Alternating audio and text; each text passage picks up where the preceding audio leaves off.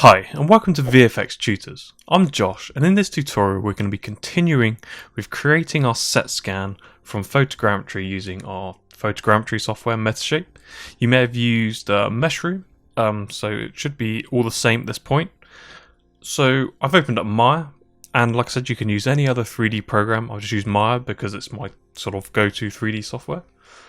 And yeah, so the first thing that I'm going to do is import in my mesh that I exported. So I'm going to go to File, Import, and I'm going to navigate to my folder, which was the export one, and car park OBJ. So it might take a little bit of time to import, depending on how big it is. It's not a massive scan, but I think it was about 230 megabyte, so it won't be instant, but it shouldn't take too long.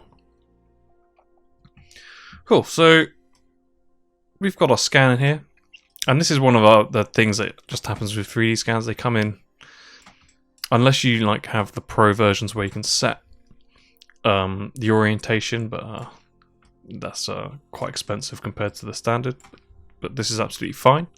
So as you can see, it's at a funny angle and compared to the origin. So the first thing that we need to do is orientate this so it's in a nice position. Then we would scale it. So I am going to just turn off my grid because it sometimes gets in the way. And we've kind of got this white texture, which kind of it shows us we have got a texture on this, but it's not showing it. So we can go to shading and select hardware texturing. And now that's loaded in the textures on the model. So you can see we've got a fairly rough scan around the edges. It's because mostly like where I was filming, my whole subject was in this sort of area of this center parking space. So I didn't need to scan everything past there or behind there. Yeah, it can be useful, but when you need to get stuff done quickly, focus on the areas that you need first, and anything after that is just a bonus. But for what this was used for, this is perfectly fine. And it just gives you a good idea on, it's mostly on how we're just going to model this stuff and prep it and reproject it. And we'll work on some better scans later on. Cool. So I've kind of developed a method that works really well for me to sort of fix all this sort of orientation and scale. And it's probably the fastest way, and it's just very little hassle. So all I'm going to do is just going to go to our poly modeling and create a plane. I'm going to press R. I'm just going to scale up this plane. I'll press W and hold V. And I'm just going to snap it to where I think might be the flattest area. And this is probably not a completely flat ground, but we can sort of roughly guesstimate on it. So now I'm going to press E for rotate, and I'm going to rotate this plane. And I'm going to sort of get it nicely aligned to the floor. So I've got it pretty close. You can press plus or minus to bring up your manipulator, and you can sometimes get a little bit more leverage on it to get it close. And yeah, like I'm pretty happy with that. So we've aligned our plane. If we go to our channel box editor, we see that we've got all the position here. So we need to keep this position. So this position that it comes in, we need to keep it basically, because this is the position that we need to then send it back to Photoscan to reproject the textures. So what I'm going to do, I'm just going to press S on the first frame, and now that's keyed the translations and rotations and the scale. It's quite important that we do translate the scale because we're going to be scaling this as well. But we need to revert it back to this position. So I'm just going to select my car park mesh now. I'm going to middle mouse click and drop it under the plane.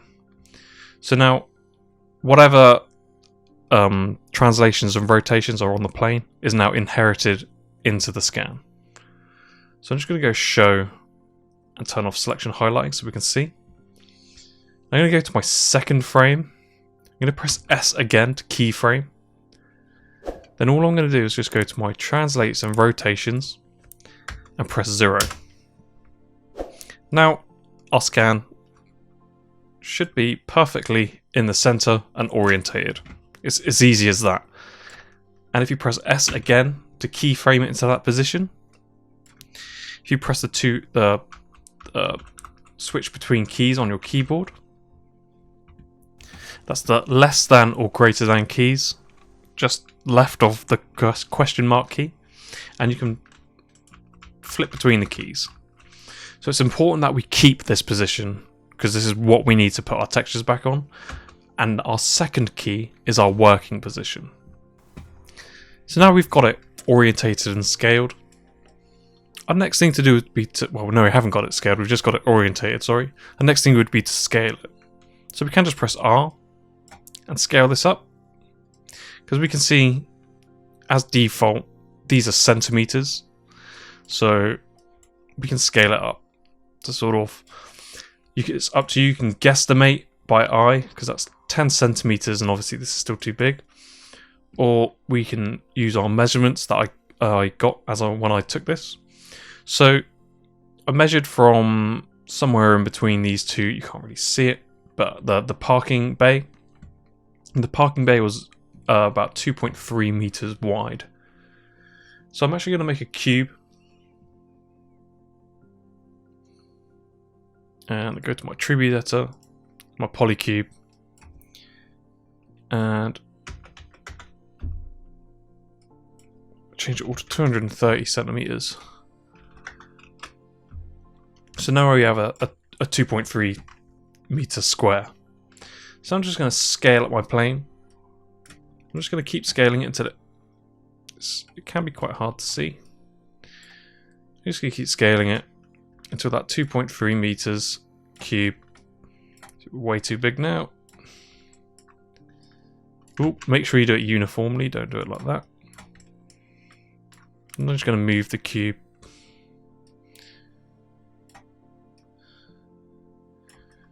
And we can see it's still too big, so let's scale it down. Let's keep it on both sides.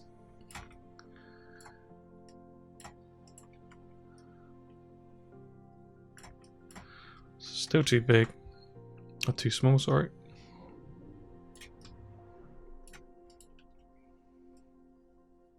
So we can now see that 2.3 meters is fitting within that parking bay. So once we're happy with the scale, we want to make sure you press S. So now you've keyed that scale. So now if you press the greater than or less than keys, you can see now we're jumping between the keys.